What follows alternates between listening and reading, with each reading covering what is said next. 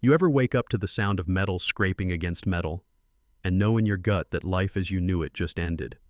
That was me at 2:17 a.m., standing in my boxers, staring out the kitchen window, watching a woman in a navy tracksuit beat the hell out of my ranch gate with a crowbar like she was cracking open a can of tuna. And that woman, she wasn't drunk, she wasn't lost, and she sure as hell wasn't scared. She was prepared, measuring tape around her neck, camera on her wrist, an old zoning map laid out on the hood of her Honda Civic like she was about to launch a military op. Her name was Felicia Whitmore, president of the Crystal Lake Shores HOA, late 40s, perfectly blow-dried hair, even at 2 a.m., and the type of smile that let you know she'd practiced it in a mirror. She looked me dead in the eyes, raised her crowbar like a baton, and said, "This gate violates Emergency Access Protocol Section 8.3, subsection C. I'm well within my rights." And me, I was just trying to live quietly. 6 months earlier, I left everything behind: my job, the city, the noise after burying my 8-year-old daughter from leukemia and watching my last case implode so badly I still see it in my sleep. I came to Lake Marlow to start over, to breathe again. But instead of peace, I got a neighbor with a vendetta and a legal pad. "Ma'am," I told her as calm as I could, "this gate's been here since my grandfather laid it down. It blocks nothing but my own gravel driveway." But she wasn't listening. She was already on the phone with 911, loudly reporting a trespasser building illegal structures on community property. You know that tone people use when they think they're the smartest person in the room? Yeah, that one. Now, here's where things shifted. When the cruiser pulled up and Officer Mara Delgado stepped out, I kept it cool. She was maybe late 20s, badge freshly polished, flashlight in hand, still carrying that new officer energy. She asked for ID and proof of ownership, and that's when instinct kicked in. 15 years as a detective doesn't just disappear even if you try to bury it. I opened my wallet, same way I've done 1,000 times, and my badge tucked behind my license caught the flashlight just right. Just a flash, half a second. But it was enough. Felicia's whole face changed.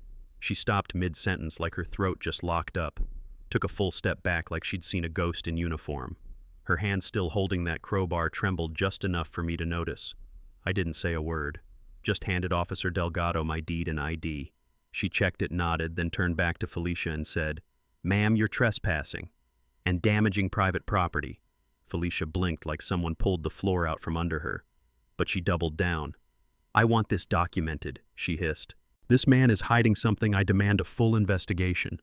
And just like that, the war had begun. Over the next week, I got 3 HOA letters typed on that smug little cream-colored letterhead. Then came the cameras mounted right up against my fence, angled in just enough to make it clear she was watching me. Click. When I checked my mail. Click. When I unloaded groceries. Click, click. When I walked the fence line at dusk, trying to hold on to whatever piece I still had. It wasn't just creepy, it was calculated. She was building a profile, collecting patterns, looking for something, anything that'd justify her next move. Pete, the guy who runs the bait shop in town, pulled me aside one morning and whispered, "She's been asking around, man wants to know if you're military, ex-federal, even asked if you were under witness protection." That's when I knew. The badge. That stupid flash of a badge. It spooked her bad enough that she'd started pulling threads. And the worst part, she was good at it. I mean, really good. She'd worked for the zoning office back in the day, got canned for some procedural issues, but not before she learned how to exploit loopholes and weaponize historical maps.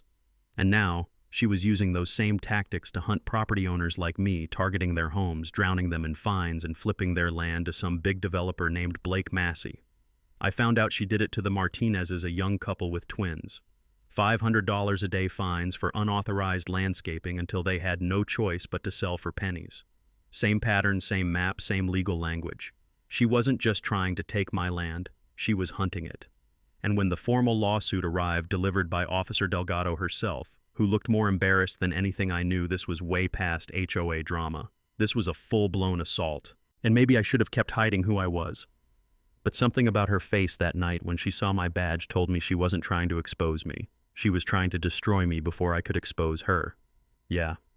That's when I decided, if she wanted a war, she just picked the wrong damn detective. So the next morning, Detective Ryan Marlowe came out of retirement. I cleaned out the old metal box in my closet, dusted off the USB recorders, the thermal scope, even that tiny parabolic mic I swore I'd never use again. And just like that, the man I'd tried to bury with my badge was back. See, Felicia thought she had the upper hand.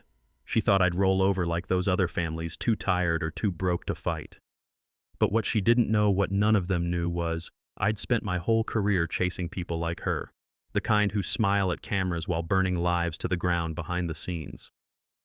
For the next 3 days, I laid bait, left my garage half open, made a few trips in and out with heavy black duffel bags, nothing inside, just junk and noise, walked past the cameras looking anxious on purpose, checked my phone with that fake nervous energy.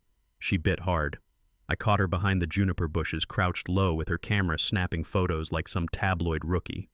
She wasn't just watching anymore, she was studying me, tracking my body language, mapping out patterns. And then it happened. Thursday night, 11:47 p.m. A silver Lexus pulled into my driveway, headlights off. Then a black van. Then Felicia dressed like she was heading to court, not a home invasion. Behind her stood Blake Massey. Big guy, slick hair, cheap cologne. The kind of man who made his fortune swallowing small towns whole and calling it revitalization. They came with a contract, one that offered me 30% of the ranch's value, laced with enough legal jargon to make it look legit if you didn't know better. Felicia stepped forward so smug it made my jaw clench. "We're giving you a way out," she said, like she was offering me a lifeboat. "Sign this, walk away, and nobody has to find out what kind of man you really are." I didn't flinch. Just reached slowly for my wallet, held it up so all three of them could see. They leaned forward, probably expecting cash or maybe a confession. But what they saw was a Colorado Bureau of Investigations badge shining under Massey's flashlight like a warning shot. Felicia staggered back. Blake swore under his breath. And I smiled just a little. Funny thing I said about trying to extort someone with fake lawyers and made-up zoning codes. You should probably make sure they don't have the whole thing recorded. Their heads turned just as Officer Delgado's cruiser pulled in behind them, lights off but her dash cam rolling. You should have seen their faces when I said congratulations. Every word you just said is admissible in court. That's when it all unraveled. By morning, unmarked vehicles from the State Bureau were combing through Felicia's house. Turns out her real name wasn't even Felicia Whitmore. She was born Margot Sinclair, a disgraced former city official with sealed disciplinary records and a known association with predatory land development rings. The HOA, just a front, a hunting ground dressed up in community bylaws and flowerbed regulations. She'd done this same routine in 3 other towns, sue, smear, silence, sell, and each time she walked away richer while her victims walked away ruined. But this time, she picked the wrong gate to smash.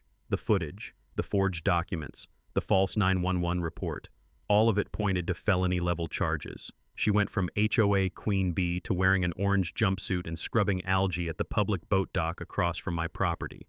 No more cameras, no more fake maps, just Margot and a rake. But that wasn't even the best part. A month after the arrest, I got a visit from state investigator Celia Tran Sharp. Direct, didn't waste time.